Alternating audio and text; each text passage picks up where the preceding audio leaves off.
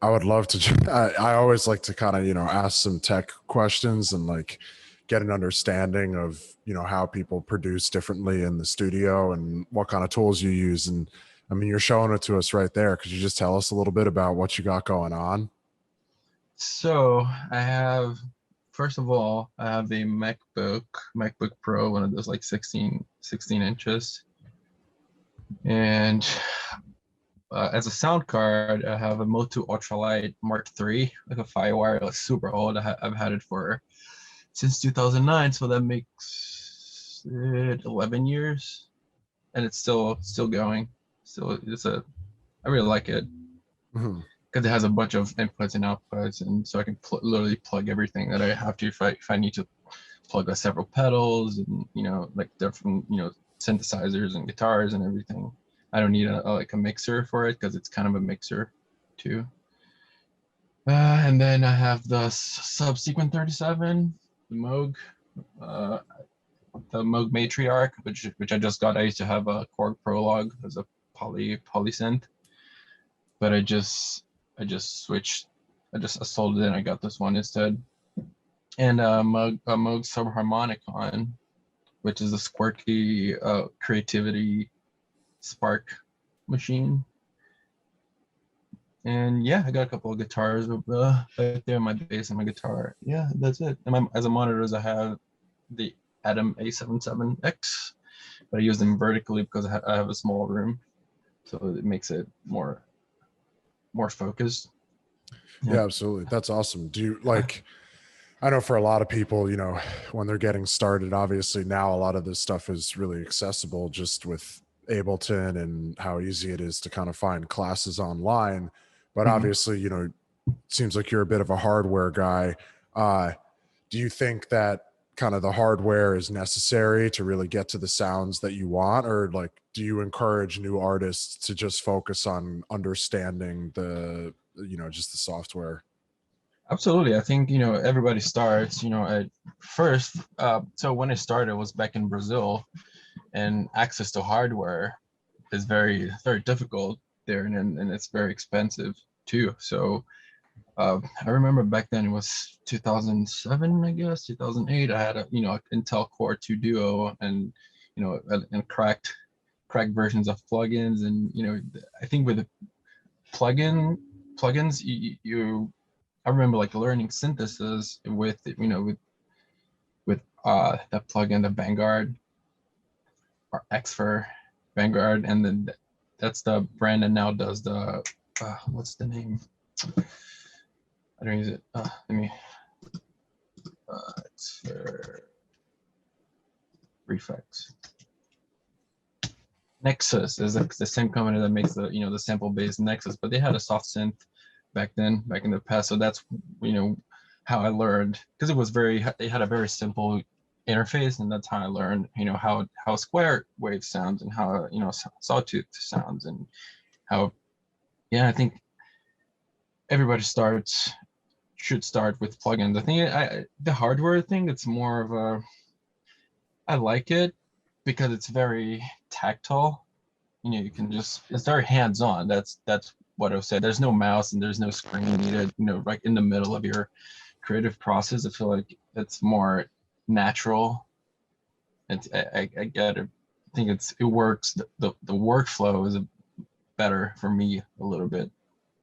And I appreciate the sound, but nowadays, all the plugins, if you work with high resolution, with like 34-bit or 32-bit and 48,000 kilohertz, and this the sample rate, it it sounds really good.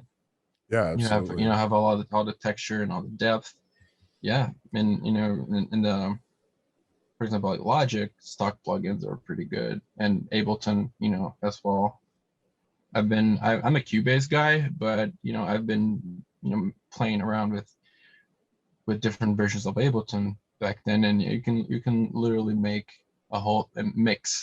produce and mix a whole track with with everything that's bundled with Ableton, all the samples and all the plugins that come with the operator, which is pretty good.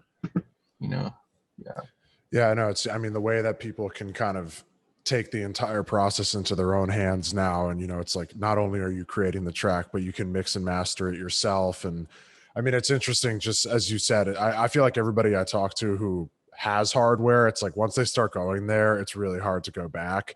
Cause as you said, it's just like the creative process of working with it is probably more satisfying and a little easier once you understand what you're looking at. You mentioned it though, you know, you came up in Brazil. I'm wondering if you could just tell us kind of about those early years for you when you were getting your career started and what the scene was like locally. All right, it was very different landscape. Uh, so back in the day, 2000, like 2007, 2008-ish, when I started, like Psy-Trance was the sound, you know, that, you know, was the most popular. The raves were, you know, were really becoming a thing. And that's how I started. Uh, I wanted to I wanted to become like a local site DJ, and I love Psy-Trance, and then but I never really had the, you know, the plugs to get tracks from, because, you know, it was before Beatport was a thing. I mean, it probably existed back then, but it wasn't really widespread its use. So in order to get tracks, you had to either like buy albums, or have someone, you know, know like some, you know, other DJs that will send you. But it's, you know, the culture back then, like, you know, the dub plate culture, like the unreleased stuff, like I didn't have any connections. So I was like, okay, maybe I should start making my own stuff. You know, so that's why I have records to play. So that's how I started. Like I used to play in bands, in a couple bands, you know, back home, and we were the guitar player Gabriel. He was in electric engineering school, so he was a bit of a nerd, and he showed me Cubase. I was like, oh, it's pretty cool. Let's check it out. And he showed me the plugins, and how the whole thing, how the whole shenanigan, you know, how, and from there, that's how I started. So, and then from there, I never really put any records out as a, you know, as a Psy-Trance producer. But in 2008, I met Marcus, was a local electro house DJ, and at a friend's studio, and he showed me some electro house. I was like, this is pretty cool. He had just came. Is that, sorry for the, my English is kind of slow today. Sorry, I'm struggling with yeah, with some of the verbs. So he showed me this electro house. I was like, this is pretty cool. And I remember the artist was Felguk. I don't know if you know them. They're, you know, their sound was like incredible. Like I really liked this, and we started to do it. We started to, you know, to make some electro house together, and we had a project called Dirtyloud back then. I don't know if you know it. I mean, less and less people know about it, you know, as time passes, because, you know, anyway. So from there, I remember a year after we put out our first EP, we got a gig at the Shrine in Los Angeles. It was Wow. crazy. Yeah, it was. Yeah, it was pretty cool. And then from there, we started touring. We played in Canada, we played in Australia, and then the US, because it took a while for us to get the visa. You know how for international artists to come to the US, it's a big hustle, because it took a while to get the visa, and then we toured the US for like 2 years together and then I got burned out, you know, with all the party, whether, you know, with all the party. I was like in my mid-20s, and it was crazy back then a little bit. And then I left Dirtyloud to write my own stuff, and so I started Rrotik. And yeah, I think that's how it started. I think it's a little bit, yeah, how we got, you know, it started Rrotik, and then it was back in 2015. Same thing, as I started to put out records, and I got invited to play, and that's how it's been. You know, let me see. I think that's it. So you're gonna edit all this, right? all these pauses, all these No, pauses. I was watching the West End interview. I don't know if you're gonna that's really to funny. see if you get to see if you guys edit it, but Yeah. No, we like, keep up. it's the kind of thing where like we totally will, you know, if there's any sections that like we need to clean up or whatever. But you know, at the same time, I think when people listen to these, it's almost like they appreciate it. You know, what you're just thinking about it. It's a genuine response. Like you're just talking it out, and it's totally fine. Like feel free to be free flowing in your responses. You know, Okay. um, I know I definitely can like start talking, and I'm like, wait, stop. But uh, so you started the project around, you know, 2015. What prompted the move to the US? So when we toured,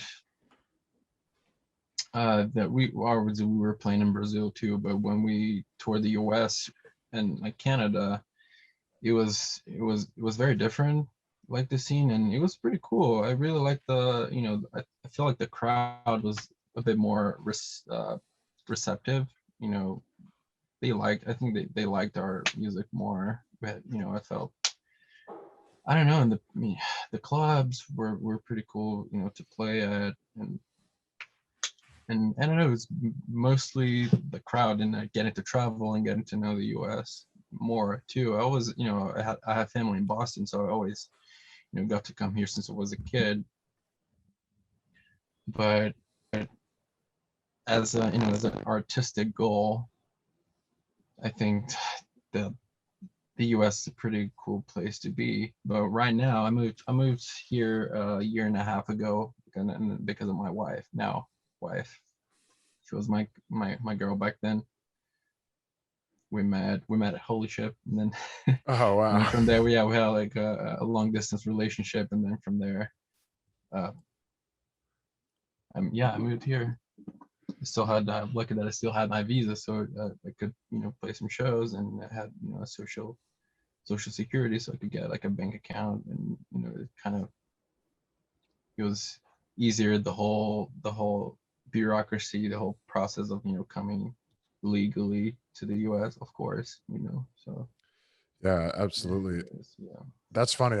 We'll have to tag friendship on this. I feel like that's like the quintessential friendship story. Like so many people meet. I had the opportunity to go on or sorry, you said holy shit, but same Yeah, but thing. it was Yeah, Gary's boat, I so had the chance to go on the friendship in 2020, actually like a couple months before the pandemic. And I mean, I don't need to tell you if you've been on it, but those things are insane. I can't even imagine like doing it again, but it's like really the craziest week of your life, maybe. You know, I'm just I'm wondering, A, you know, do you go back to Brazil very often, if at all? And then B, how do you think the scene there has kind of developed over the years? Because it feels like, you know, there's a lot of kind of big artists coming out of Brazil now in the electronic scene. yeah. So Psy used to be the biggest thing back then when I started, but then it slowly became a more of a techno and tech house scene. So yeah, tech house has been around for a long time, since I've started. So yeah, so EDM, like the big room sound, was also pretty big. Then I remember, I used to play Alesso, like Zed. They all played big festivals in Brazil back then, like 2012, 2013. And uh yeah, the ALOC, right? Mhm. Vintage Culture, and I feel like probably the two biggest names, and they have been like, it's been like that for a while. And yeah, I think this, and there were some production schools and courses that also began at this era, I would say. And then, because of that, I know all the kids graduating from these classes, they're starting their own projects, so it's a blooming scene for sure. Yeah, and it's awesome. It's great to see that that Brazil is becoming more of a market. per se. Yeah. No, it's great. I mean, and some of these major festivals have kind of started adding Brazil, to their list, whether it's like, I think Lollapalooza does a version Yeah, down there. And yeah. it, We had it's, a electric EDC. That was in yeah, EDC that's right. Brazil too. Yeah. That's great. It's funny. I think a lot of the guys I've talked to from the UK talk about how like South America is their favorite place to play. Just the energy and the crowd. I'm wondering, now you're in Atlanta, obviously very different city and not necessarily, the most electronic focused city, but what is that scene like there? And, is there anything interesting that you've kind of observed in your time? What I've been observing is that I don't know if it's an Atlanta thing or it's an overall, because like people, instead of identifying with with artists, they're identifying with the brand, from the promoters. We have like here in Atlanta, we have the deaf people, 'cause like they started out like just bringing just mostly local names and not big names at all.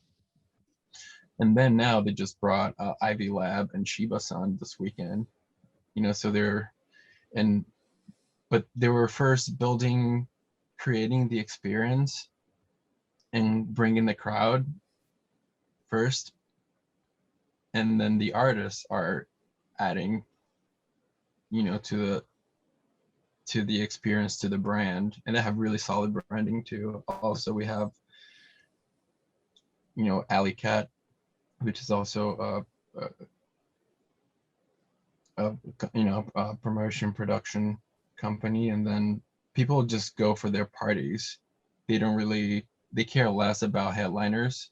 Mhm. Of course they do, but I think, oh yeah, no, it's Alley Cat this weekend. They don't even mention the the DJ name. They just say that, oh, it's deaf. It's gonna be a deaf party today. So yeah, cool. So I think that's a thing that's definitely happening here. People are identifying with the brand instead of a single DJ.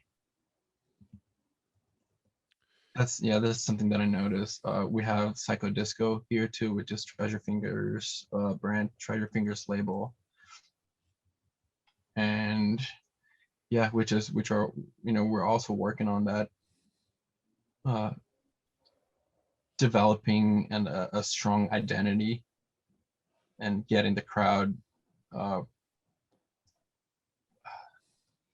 what's the word for it? Uh, establishing Right, right. the public, first, and the sound and everything, and then yeah. Yeah, absolutely. I mean, I think in kind of Atlanta's not a secondary market for like anything else, but for electronic music in these places that are kind of more secondary markets, it's so important for the local promoters to develop that scene. And it's great to hear that, people are really just going out to the parties because, I think it can be hard to get really big name DJs to come down just for one night. And I mean, obviously a big blow with Imagine Festival getting canceled, Yeah, that's exactly. tough. But we're seeing that. I mean, it was them and Bonnaroo too. That I mean, that hurricane just swept through. Since you started the Rrotik project, and I guess maybe this was the idea behind the project, I would say for the most part, your music's relatively in like the kind of bass house, G house world. What is it about those sounds that speaks to you?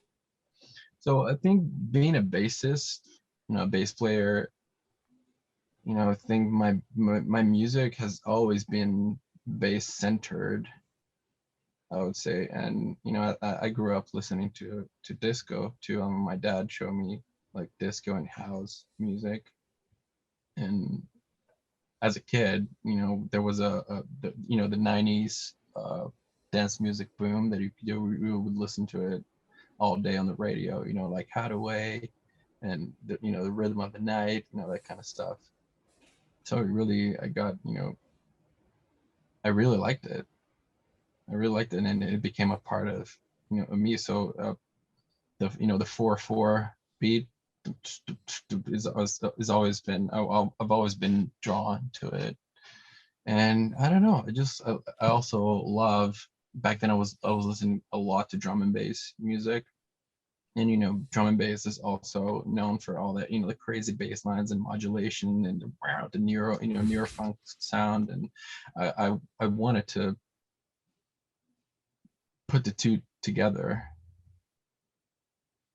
but it wasn't bass house back then. Back in like 2014, 2015, it was, I would call it just like a, I don't know, UK bass kind of thing. That's because I felt that's where it was heading to after dubstep plateaued a little bit, and I feel like that's where I was listening to Rinse FM a lot, and all the shows, and I noticed that the garage thing was and yeah, and like FOMO, which now is half of Gorgon City. His show is pretty cool, like Roscoe and Shadow Child, more on the house side, and I would listen to it all day, and I kind of internalized the sound, and that's when the stuff, the Rrotik stuff, is the result of that. Yeah, absolutely. It's interesting. I think, as you kind of mentioned, like the idea of bass house almost didn't exist, and I feel like with a lot of these kind of subgenres, they've almost been created by labels. Like, I don't think we would even be thinking about bass house as a term if like night bass didn't become so popular, and you have these labels that are kind of pioneering the specific sound. I just because you mentioned it with the bass playing, and obviously you have it in the background behind you. What kind of music do you find yourself listening to, outside of dance and electronic? I listen to a lot of what, like Brazilian folk music, which is called the MPB, the genre. It's so rich, every time that I go, I go out here in the US, and I say, oh, I'm from Brazil. Everybody's, oh my God, I love Brazilian music, like Tom Jobim, which is probably the most, João Gilberto, which is, they wrote Girl from Ipanema, which is probably the second most streamed song of all time. And I don't know, I don't know if it's the second most streamed song, but it's the second most selling record of all time, I think, because it's from the 70s, I think, or the 60s. Yeah. So, which was a blend of the Afro Brazilian rhythms like samba with jazz, with so Brazilian folk music is basically, it's a mixture of all the genres from outside of Brazil, or from Europe, and from the US, and mixed with Brazilian rhythms and percussions. So like Milton Nascimento, which is my favorite singer, and Elis Regina, and Caetano Veloso, and Gilberto Gil, and so these are the artists that I've been listening to the most, because they have such a vast discography that I feel like I need to know all of that,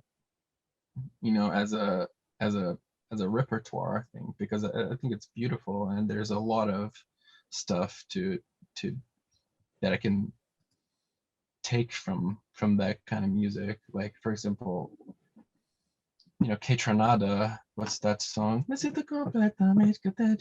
It's the light, what do you call that song? Light.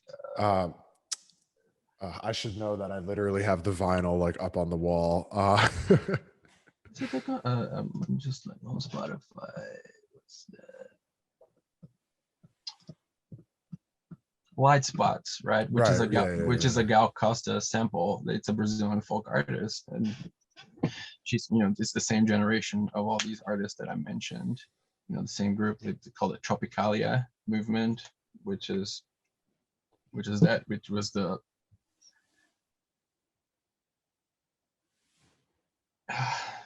yeah. You have to listen to it.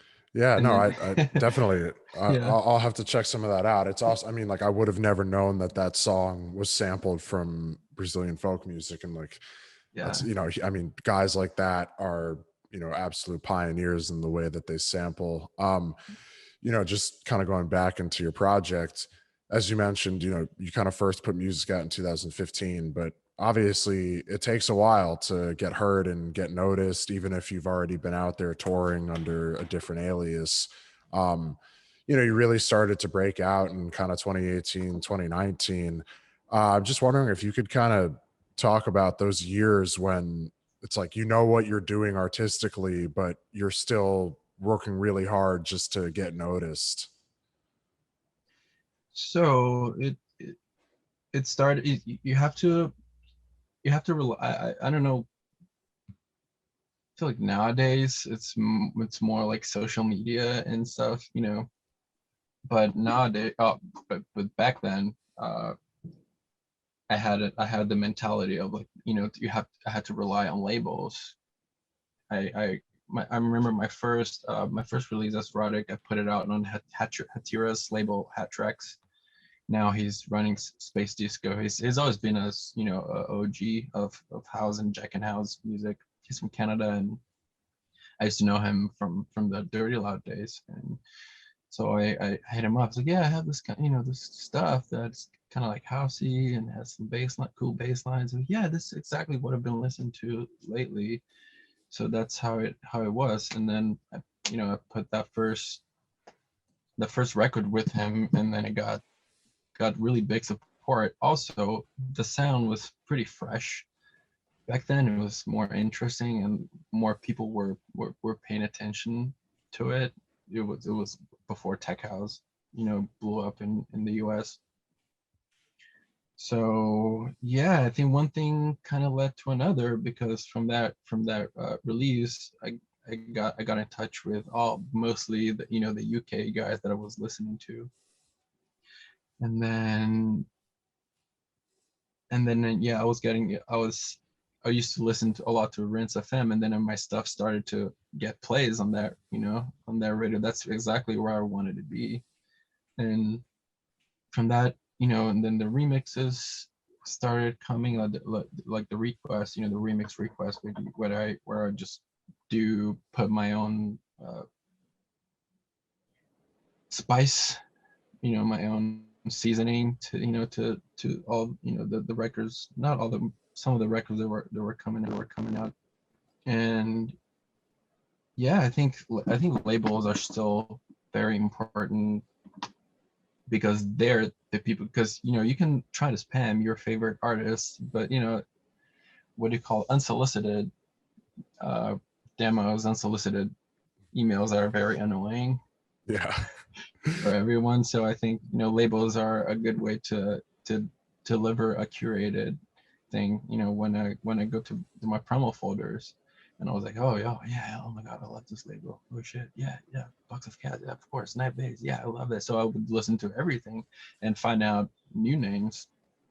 That's how I. So I think labels are very important. Are probably the way to reach your favorite artist, Yeah, or through absolutely. them, because you know, people are worried about releasing, you know, on a big label.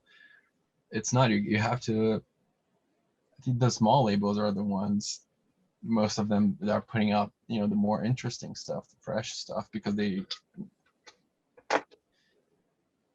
still creating their own, you know, the whole sound identity, and they already have you know, tastemaker, I would say, a list, you know, of people that they send the records to. So that's, to me, that's how you get to the, you know, to the artist. It's not by sending them spam email, it's through the labels. Yeah, no, absolutely. And I think, a lot of these smaller artist driven labels, it's like, as you said, you know, if you want to play those events, that's who you have to send it to. If you want to be associated, that's where you got to send it. And they're probably going to put more effort into, marketing your release, because that's their job and it's not some giant corporation. You just mentioned, a couple of them.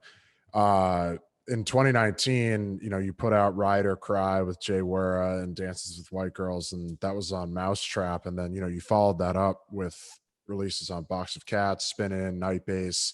Definitely felt like a bit of a breakout period for you. Did it feel like that, or did it just kind of feel natural? And how did the Ride or Cry collaboration come about? uh I mean, so Jamie, we've been, you know, playing each other's stuff since since forever. We were always connected. Like we were putting stuff out on Perfect Driver Records, like I was, and she was too. So that's how the connection started. Like yeah, we always, oh yeah, let's make something. Yeah, let's make a track together. And then she sent me the idea. The vocals came from the session that she had with dances. It was totally like just a sample that he was like free flowing, like improvising. It was not. I think it was the what do you call the Modern Medicine track? There's. Let me see. I'm not really good with names this morning. J or yeah, Modern Medicine, exactly. So they had the song together, and from the writing session, that was a ride. We meet all this music, we're floating. So she cut that sample, and she wrote a tech house beat and sent it to me. And I was like, oh, it's pretty cool. Yeah, I can definitely work with this.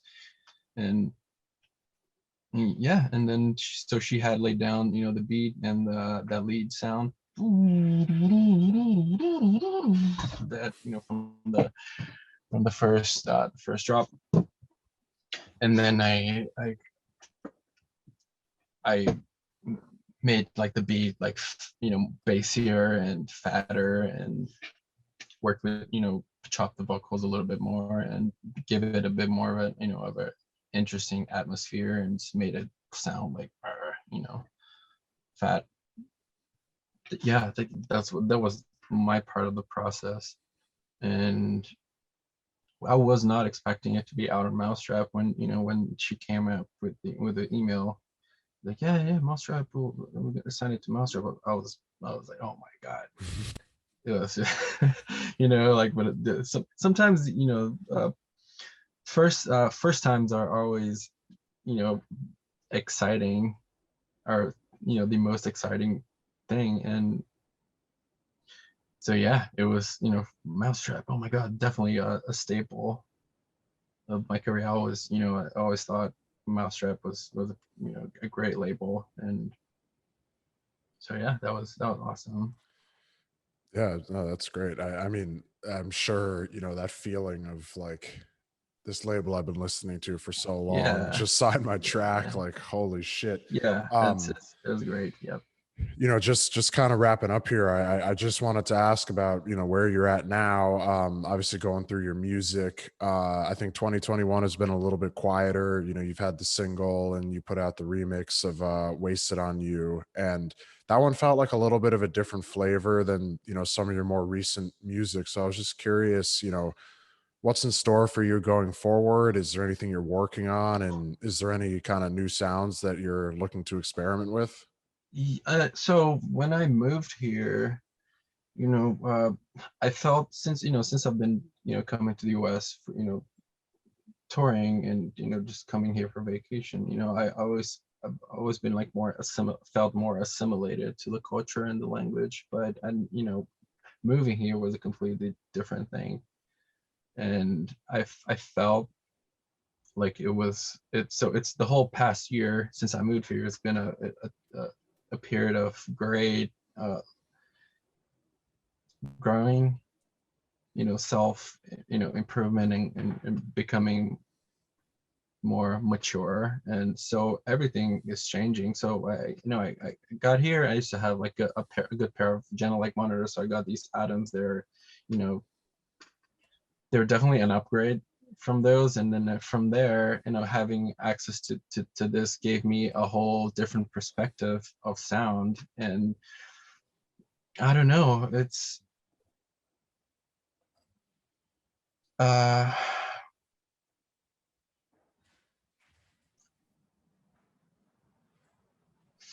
when I sit here in the studio, my creative process has been, every time that I make a new track, it's such a jump from the track before, that it's completely different. And I've been listening to all this other kind of music, because it all affects you. I was inserted, I got inserted in a different culture than mine.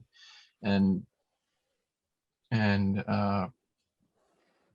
so I started to listen to all these other artists and incorporating all that, and learning about hardware and synthesis, and really paying attention to everything. And I feel like my mix downs gotten so much better than than the past ones, and my sound design got so much better. And it's I've been obviously experimenting with. I'm using a lot more. Back then, when it was in Brazil, I had no hardware synthesizer, so I used plugins. Most now I have all these different instruments, and it really changed my way to make music. So I'm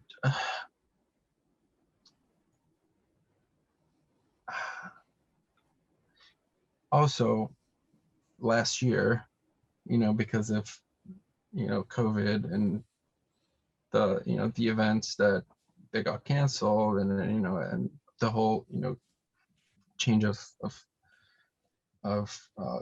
context for me. I had a really rough time last year, and I imagine a bunch of other artists had. So I was never happy with the music that I was making. I never thought it was worth putting out. And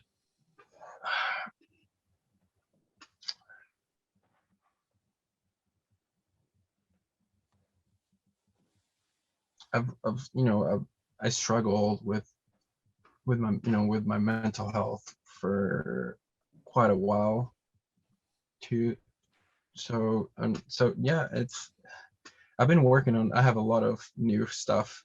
Since January this year, I've been able to manage this depression thing, and I've just been saving up and building a body of work, that's good to be, and then I want to start putting out at a regular basis, because I don't know, back then I never really planned anything. It was like, yeah, I just finished this, and then, oh, cool, send it to a label, put it out, cool, oh, remix, yeah. And then I had never had like a release schedule, like a fixed thing, which that's what I'm trying to do now, and have a consistent thing. I think that's the name of the game nowadays. So yeah, I've been, it's crazy.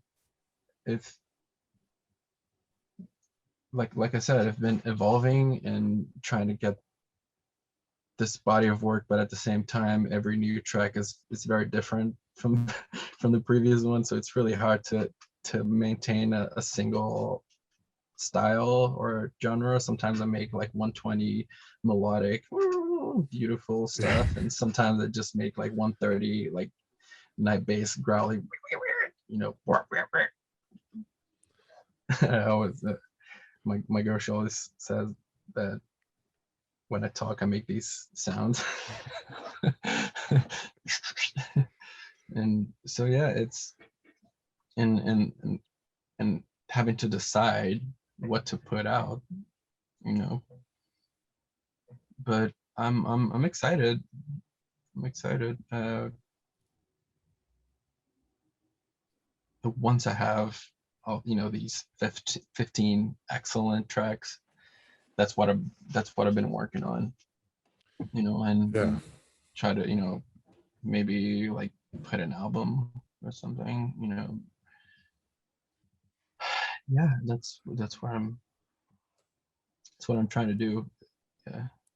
Awesome. Yeah. I mean, I think it's been really interesting just how obviously, the last year and a half and ongoing has affected everybody differently. And I know for a lot of DJs and artists, it's like it's been a really weird time because you're so used to kind of having limited time in the studio and you're just squeezing it in when you can. And now it's like that's all you have. And is that going to, it changes the creative process, it changes your output. And, I appreciate you bringing up the mental health aspect of it because it's obviously a conversation that needs to be had more of in this industry. It's an industry that lives at night and can be very cruel sometimes. And so I think, speaking openly about this stuff's really important. Yeah, I was definitely a bit hesitant to mention it, but it's whatever. No, you're not the first person that I've talked to who has brought it up, and especially in regards to the last year. Like, I know I interviewed Dombreski a couple weeks ago, and he was kind of saying, like, he's like, I couldn't, his music is very kind of upbeat, lively, happy vibes, and he's like, I couldn't get in the studio and make that when people are dying all over the world. Like, it was so uninspiring for him. And obviously, a lot of people have had that experience, so I think it's great to talk about it, and it's important to talk about it. These are real issues, and just because somebody's a DJ doesn't mean that they're not a real person also. And it's like, we have to remember that everybody has a life and has emotions and has to deal with all the same shit that somebody working a desk job deals with as well. But this was great, man. I really appreciate you coming on. Really looking forward to hearing the new music you got going. Please keep us posted about it, and we'll look to support you, and I'll hope to talk soon. Absolutely, man. Thank you so Awesome. much. Thanks, bro. Have a good one.